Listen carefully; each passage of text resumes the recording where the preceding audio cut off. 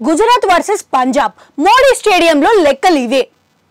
Indian premier league IPL 2024 లో భాగంగా 17వ match Gujarat Titans Punjab Kings మధ్య జరగబోతుంది.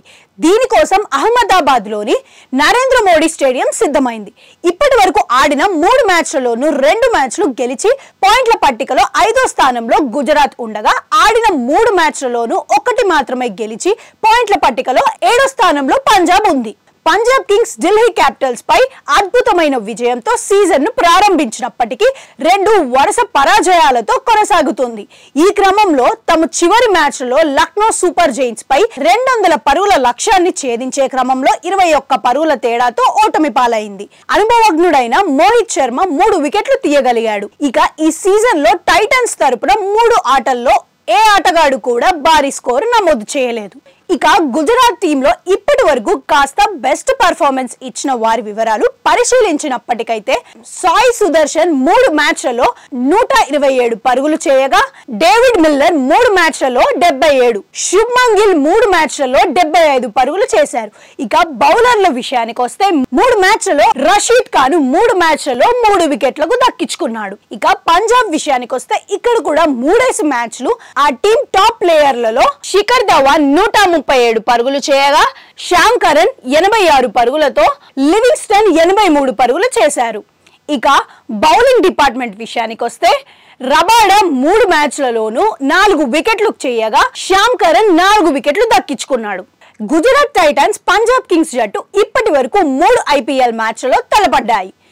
ఇందులో గుజరాత్ టైటన్స్ జట్టు 2 మ్యాచ్లు గెలవగా, పంజాబ్ జట్టు 1 మ్యాచ్లో విజయం సాధించింది. ఇక ఇప్పటి వరకు పంజాబ్ కింగ్స్ పై గుజరాత్ టైటన్స్ అత్యధిక స్కోరు 190 కాగా, గుజరాత్ టైటన్స్ పై పంజాబ్ అత్యధిక స్కోరు 189గా ఉంది. Pitch report.